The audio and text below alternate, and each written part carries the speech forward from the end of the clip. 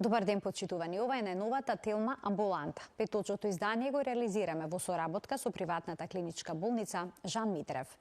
Кога има потреба од молекуларна и генетска диагностика? Што значат овие тестови? Како се разликуваат од класичните лабораториски анализи? Можат ли да помогнат во изборот на терапија и колку се достапни кај нас? Што значи за пациентот конечно да добие име за својата ретка болест со помош на молекуларен или генетски тест? Какви тестови во бременоста најмногу се користат? Дали резултатите секогаш значат дека детето ќе има болест или станува збор за ризик и веројатност? Наш гостин на оваа тема е магистар Марија Ѓоргиевска, молекуларен биолог во клиничката болница Жан Митрев. Останете на Телма.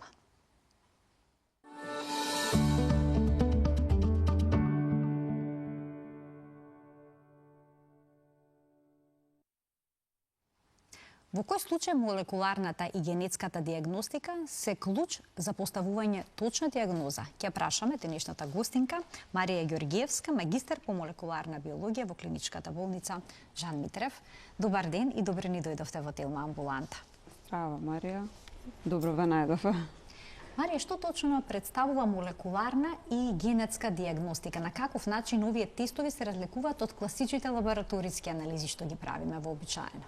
Така.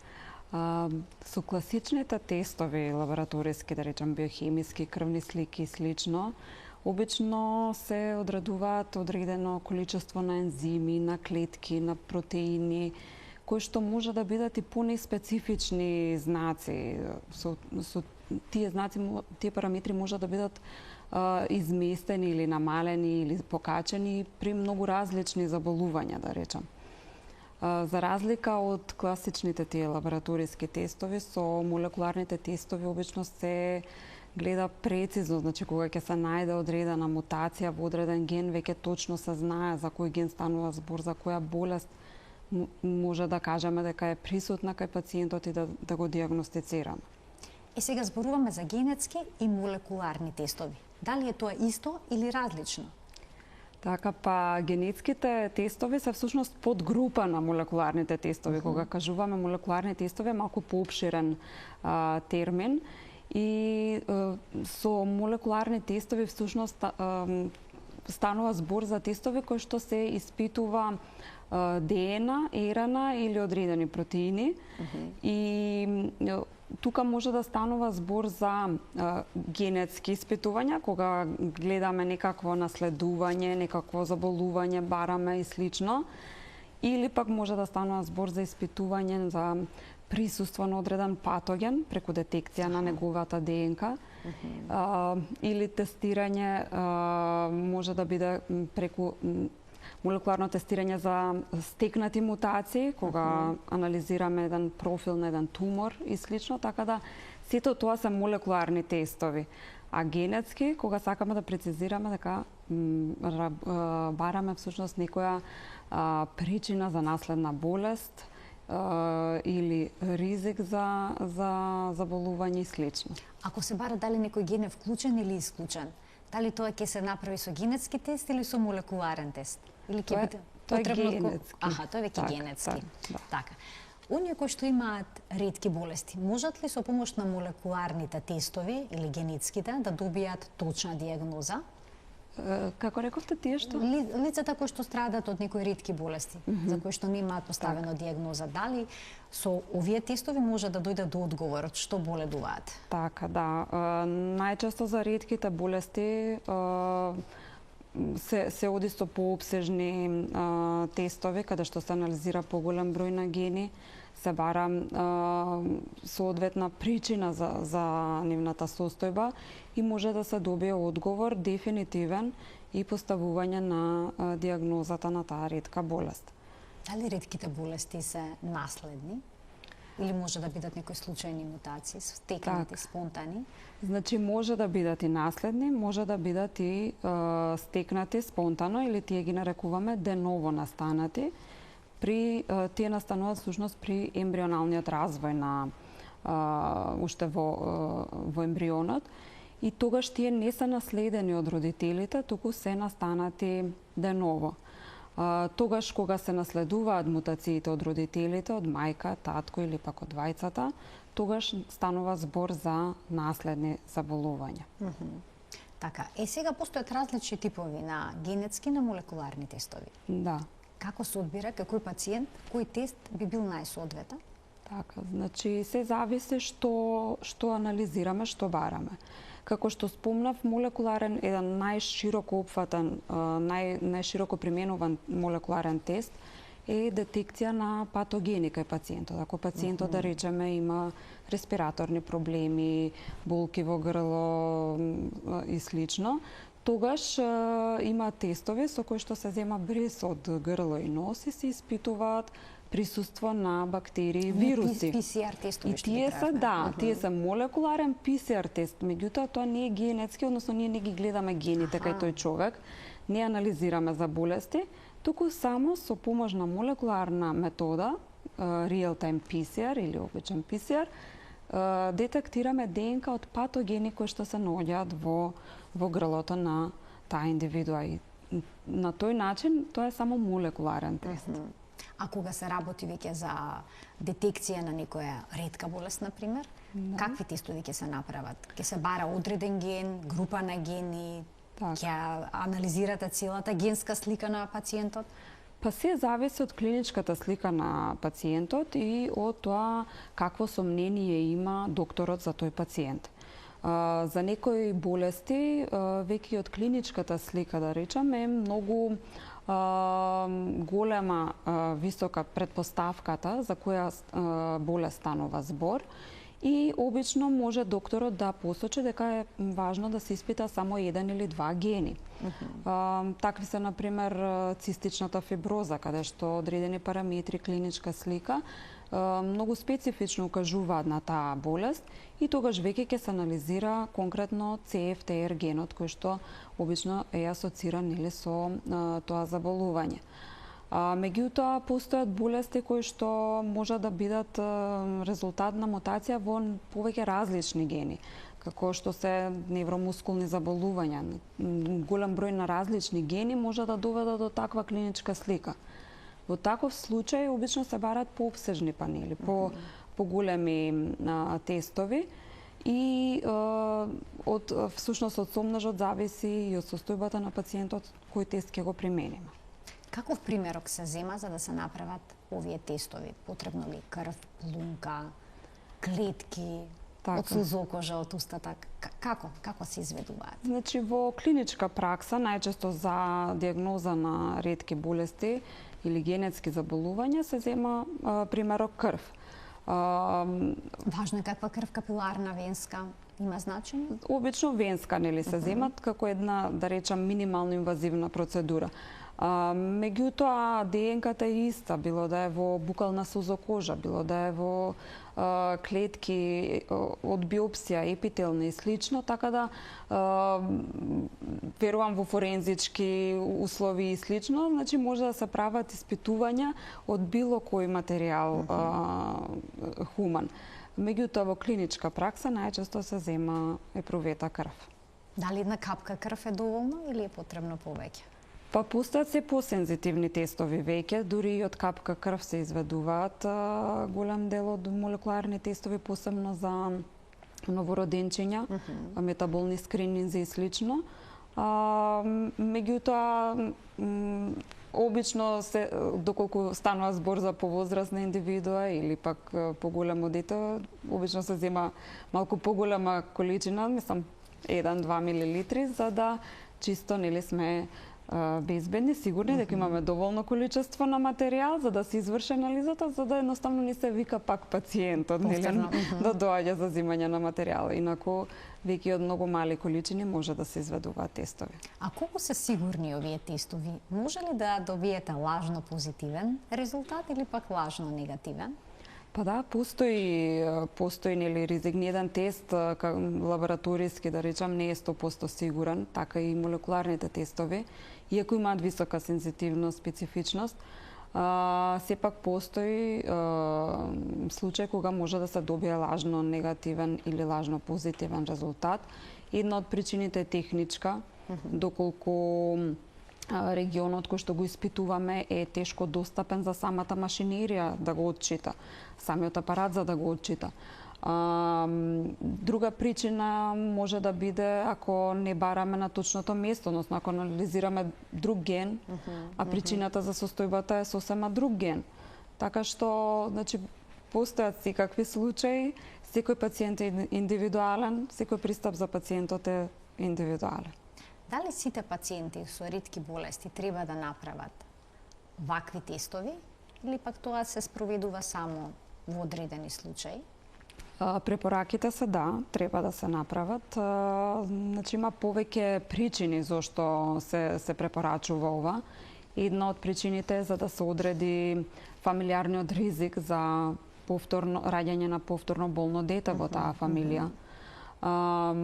Друга причина е за да нели се постави дефинитивна диагноза, точна, да видиме дали постои во литература некои препораки за терапија, препораки за што да се избегнува, препораки за други одредени проверки, скрининзи и слично. Така да обично се препорачува да се направи генетски тест за пациенти со ретки болести. Што ако на генетските тестови се пронедат мутации кои што не се поврзани со ниту една позната болест? Што во тој случај? Значи има неколку, да речам, сценарија. Едно, ако најдеме мутација која што се уште е со непознато клиничко значење, а се наоѓа во ген кој што ни е од интерес, во тој случај се дава препорака дека оваа мутација треба овие резултати да се препроверуваат барем на годишно ниво, за да се види во литературата дали постојат нови информации, дали можеме веќе да добиеме со следна проверка некаков дефинитивен одговор, односно да класифицираме како патоген или пак ја отфрлиме можда како бенигна. Или пак може да се најде мутација која што се наоѓа во регион кој што не е добро познат, односно во ген за кој што се уште не се знае неговата функција, тогаш исто така останува на времето за нови истражувања и нови одговори, да се препровери литература и да се најде понатаму одговор. Секогаш се наоѓа одговор или понекогаш? Понекогаш не се наоѓа, Една од причините е што може состојбата да не е генетска едноставно, туку друга причина да е за болеста на пациентот.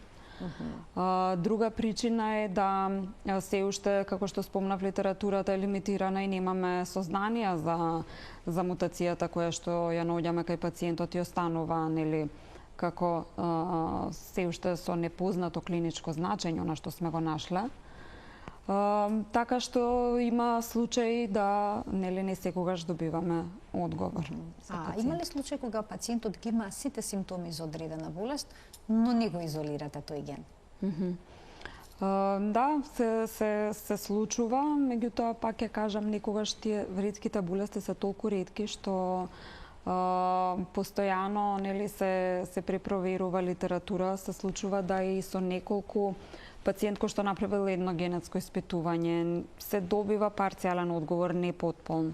Потоа се прави уште едно испитување, и да на крај да добиеме конечен одговор после неколку години за тој пациент. Така што многу е важно кој тип на тест го правиме, каде бараме, што бараме, колку добро поставена, да речеме, клиничката слика, колку информации имаме клинички за пациентот што го анализираме, за да се зголеми процентот на успешност при диагностицирање. Со овие тестови се успева ли да се постави диагноза понекогаш и за најретките болести, кои што долго време останувале порано непознати? Така, да. Значи, порано поставување на диагнозата е едноставно врз основа на клиничката слика било или пак врз основа на некои биохемиски параметри. Меѓутоа, сега веќе и најретките болести може да се диагностицираат со помош на овие алатки кои што се најсеопфатни, со испитување на цели екзоми, геноми и слично, да се добие одговор за болести кои што може да бидат и само неколку случаи во светот. А дали овие тестови служат само за диагностика или и за утврдување која терапија би можела да се даде кај пациентот? Да, постојат тестови кои што се за утврдување за терапија, посебно за пациенти кои што имаат карциноми и за таргетирана терапија на ракот. Значи, со испитување на дел од туморот и негово профилирање се добива еден молекуларен профил на самиот тумор, каде што може да се добие информација за која терапија е најсоодветна за тој конкретен тумор и за тој конкретен пациент, или пак која терапија не би имала бенефит и џабе е да се користи или применува. Така што со молекуларните тестови, покрај што можеме да поставиме генетска диагноза, можеме и да добиеме информација за терапија. А дали може да се користат овие тестови за да се провери дали кај одредени пациенти ќе делува и некоја терапија за хронични болести, да речеме некоја антиагрегатна терапија, како што е за аспиринот и слично? Така. Да, постојат тестови кои што се од фармакогенетиката, каде што се испитуваат гени кои што се поврзани со метаболизам на лекови. Така што и пациенти кои што хронично примаат терапија, посебно за срцеви заболувања, како клопидогрил или пак статини за намалување на холестерол, посебно се препорачува да ги направат овие тестови за да се утврди колкав ризик има тие за нуспојави од користење на тој лек и дали е нормално дозирање соодветно за тој пациент или пак треба да се направи намалување во дозата или зголемување во дозата. Веќе еден поперсонализиран пристап ни овозможуваат овие тестови. Дали пациентите кои што имаат карцином може да направат тест со кој што би провериле дали болеста им е наследна, значи дали имаат некаква генетска мутација за тоа или не?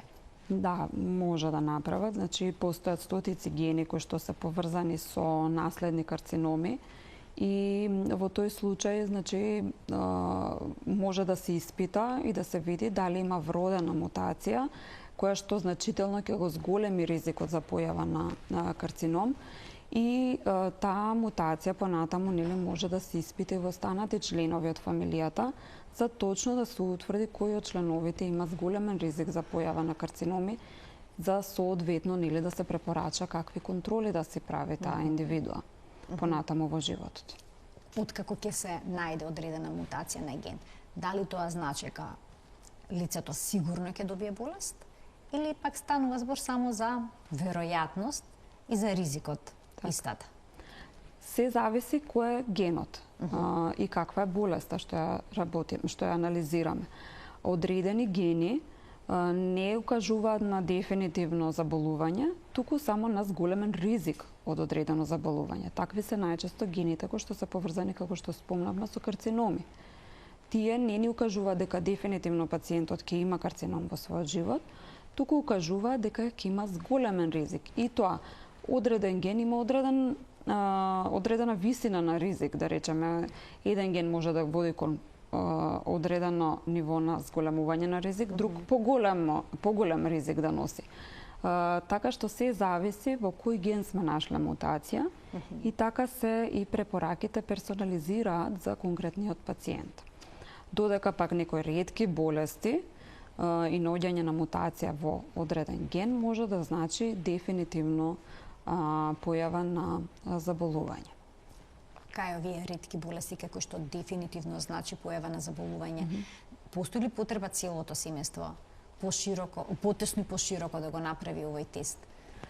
Обично се препорачува така наречено каскадно тестирање или тестирање на останати членови од фамилија, како што спомнав пред се за одредување на фамилиарен ризик за појава на друго болно дете во фамилијата, потоа за да се знае која е можноста да се пренесе, односно друг член да биде носител на одредена мутација и слично. Така да обично се препорачува. Само потесното семејство или пак можеби поширокото треба да ги направи овие анализи? Потесното обавезно, мислам, се препорачува да ги направат анализите, а доколку станува збор за да речам некој ризик од карциноми и слично, може и поширокото семејство.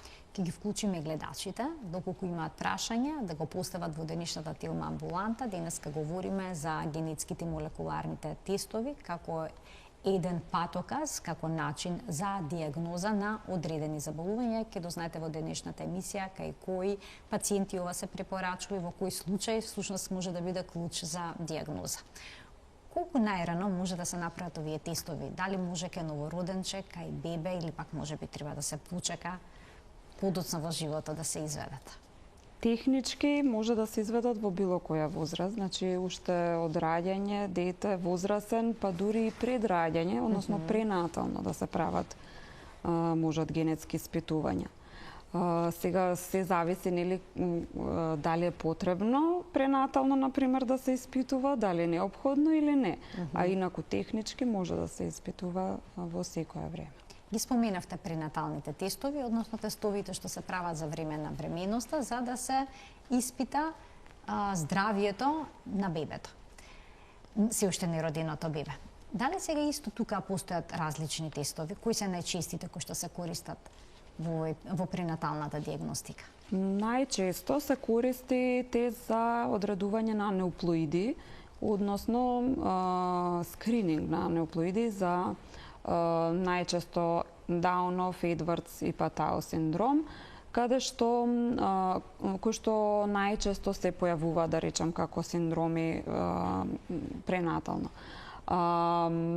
Меѓутоа, значи тоа е најчесто што се испитува и што се користи, меѓутоа доколку постои во фамилијата одредена ретка болест, тогаш може за специфична конкретна болест исто така да се прави пренатална анализа.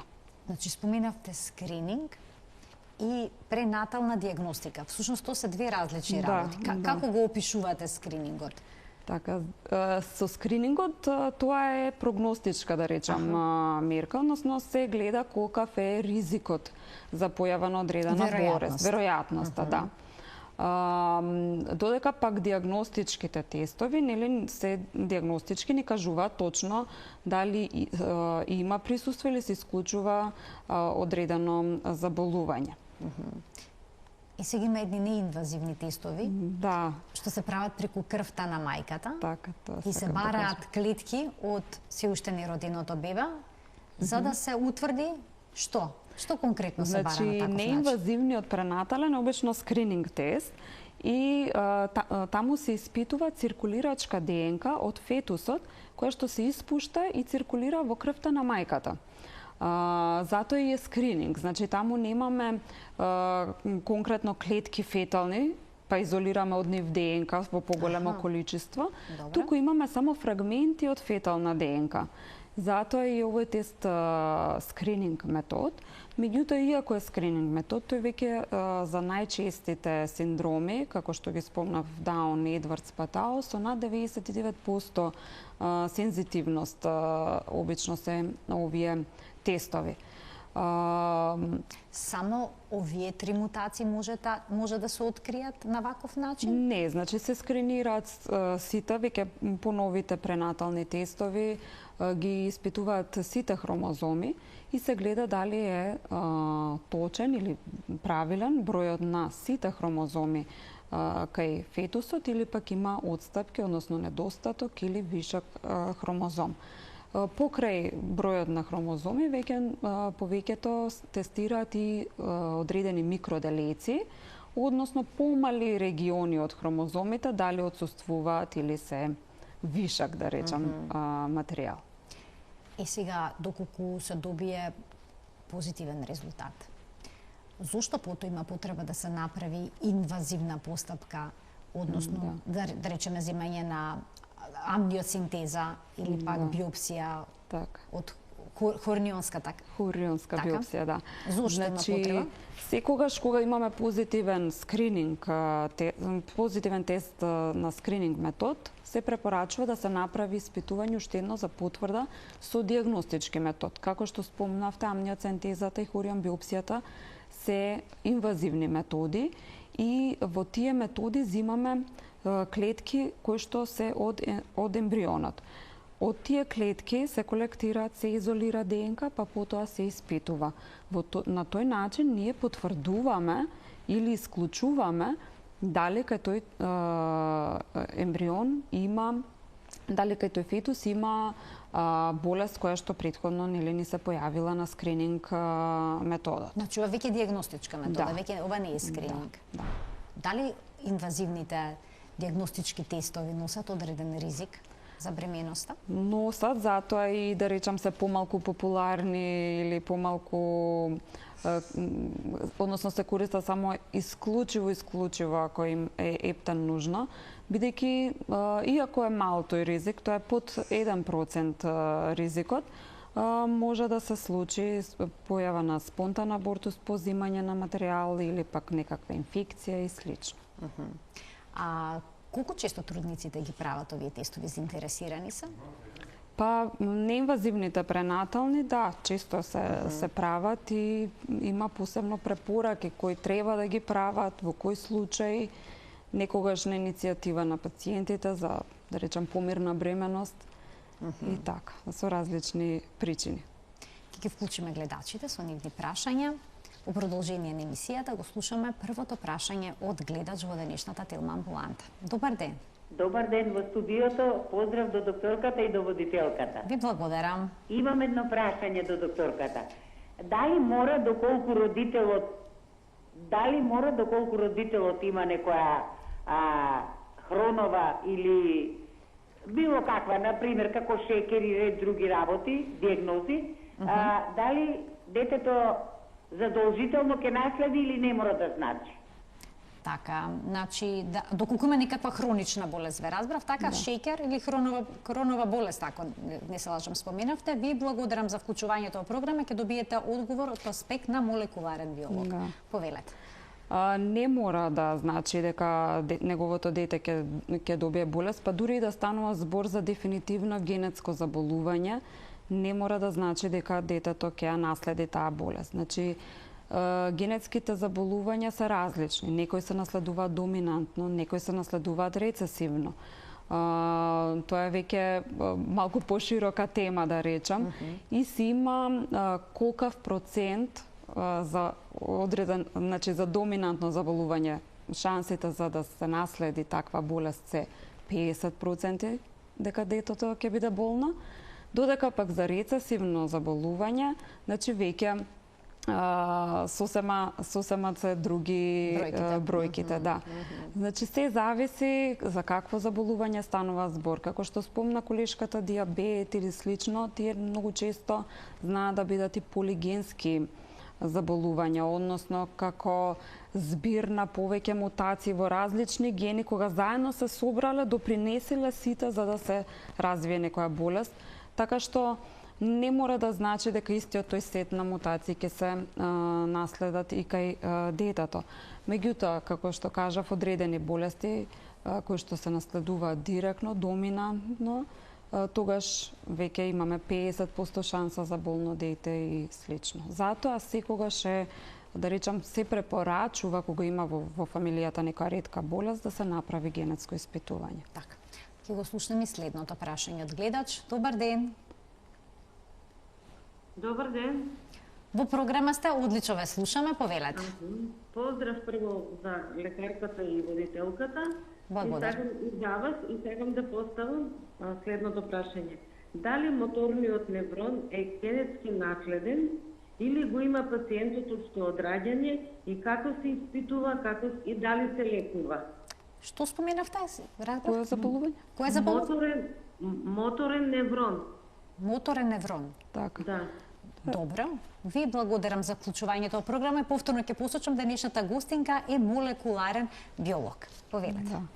Постојат одредени заболувања на моторниот неврон кои што се генетски, кои што да се докажува, меѓутоа одредени заболувања кај одредени пациенти може да се од други причини, така што сепак се зависи од докторот како се сомнева, како ќе препорача и ние секогаш испитувањето за генетските заболувања ги правиме по препорака на доктор кој што го води пациентот, кој што најдобре ја знае неговата клиничка слика и кој што ќе препорача за кое заболување треба и што да се опфати во анализата.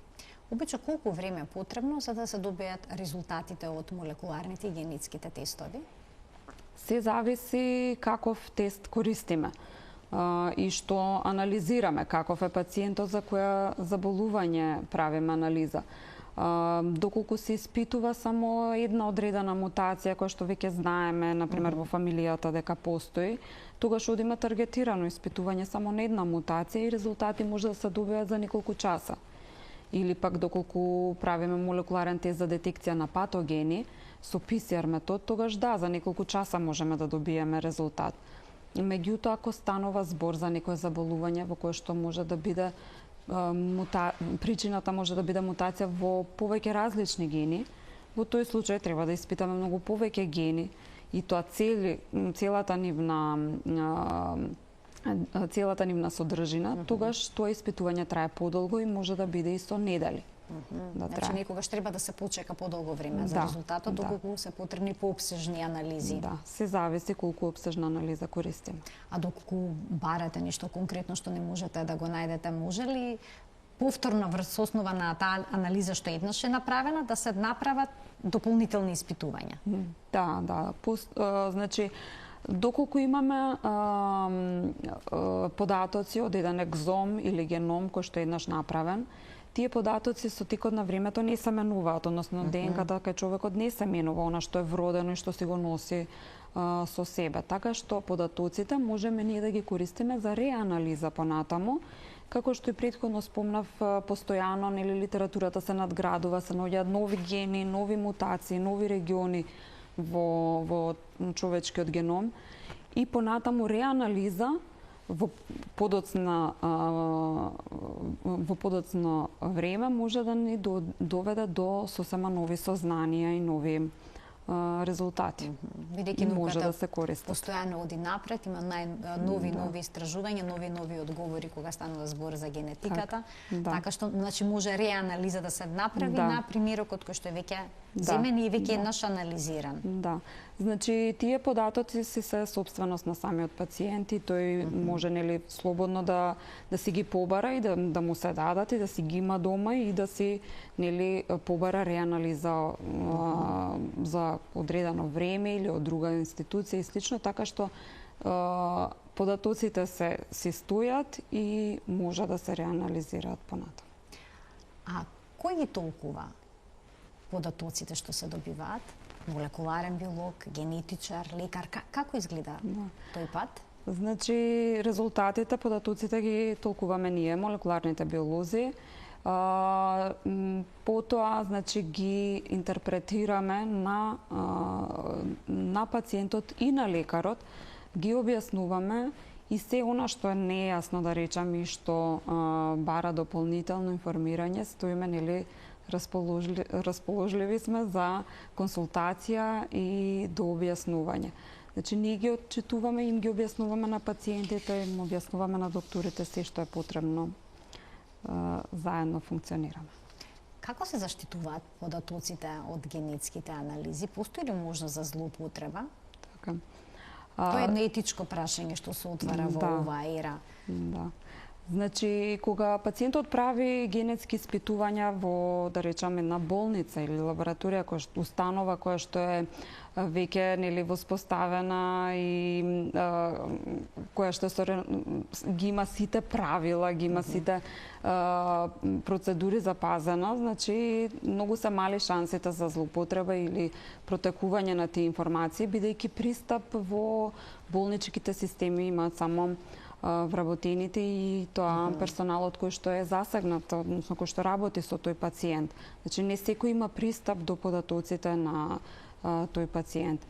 И секако кога пациентите прават генетски испитувања, доаѓаат прво на консултација, која ќе се одлучат за такво испитување, им се објаснува што се може да се добие од резултатот, кои све податоци се гледаат, односно може да се добијат, и пациентот самиот си потпишува согласност за таква анализа, согласност за анализа и интерпретирање на резултатите на персоналот кој што работи во институцијата.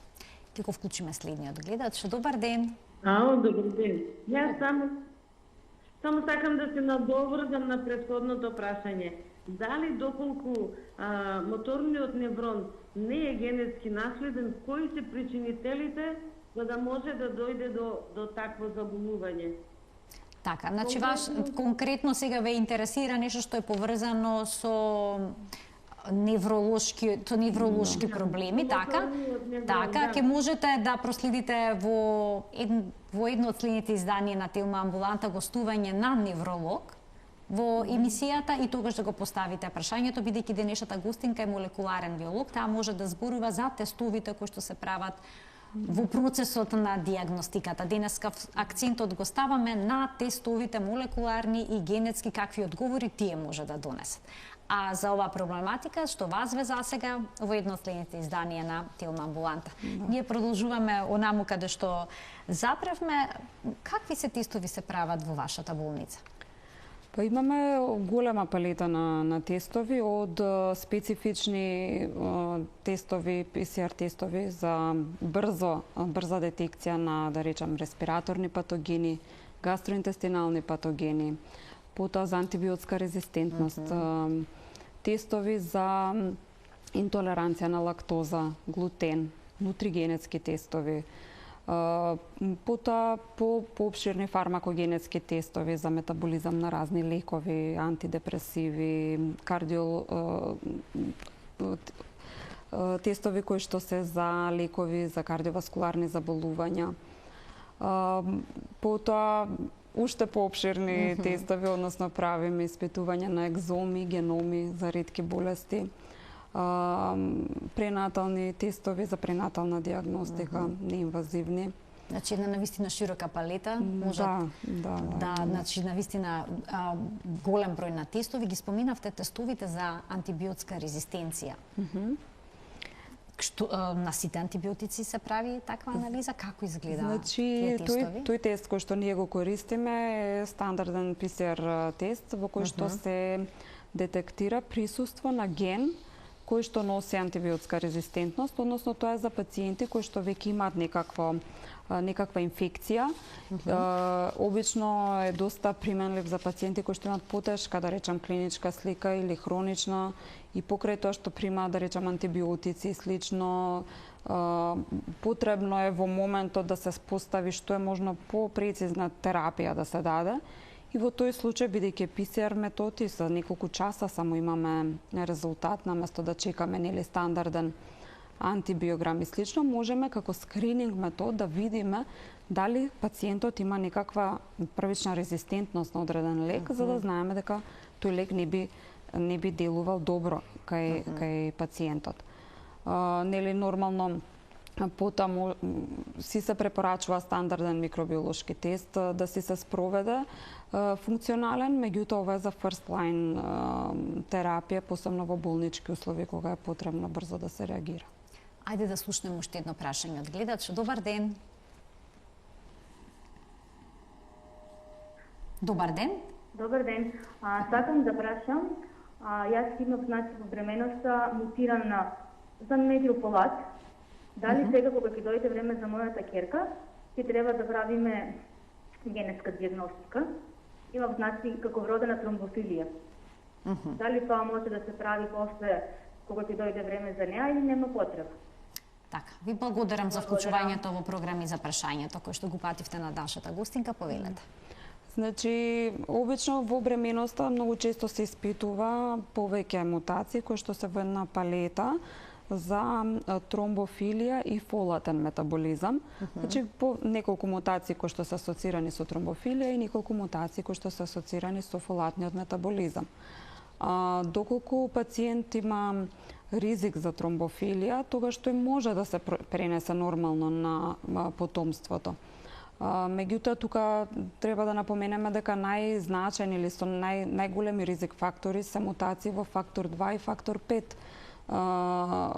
факторите за коагулација, а останатите фактори многу често имаат незначителен ефект. Така што многу е важно во кој ген се наоѓа таа мутација за како да советуваме дали ќерката да се испита или да не се испита. Додека пак доколку е мутацијата во гените за фолатен метаболизам, тогаш исто така тие се нарекуваат еден вид полиморфизми со висока фреквенција, бидејќи голем дел од населението ги носи и се еден вид фенотип, иако знаеме дека ние имаме таква мутација, едноставно со примање на активна фолна или метилфолна се спречува нели нуспојави кои што може да влијаат на плодот кој што го носиме. И повторно, значи, ќерката може да се испита доколку е носител на мутација во генот за фолна киселина мајката, меѓутоа, нели, пак тоа би значало, не би било толку трагичен, да речам, тој резултат, односно си имајте терапија која што, нели, ќе си се прима и ќе си биде се во ред понатаму. Како гледате на иднината? Сметате ли дека генетските молекуларни тестови би можеле еден ден да бидат рутинска алатка? Па јас си се надавам, нели? И сметам дека да, веќе се почесто и почесто се користат и молекуларни и генетски тестови.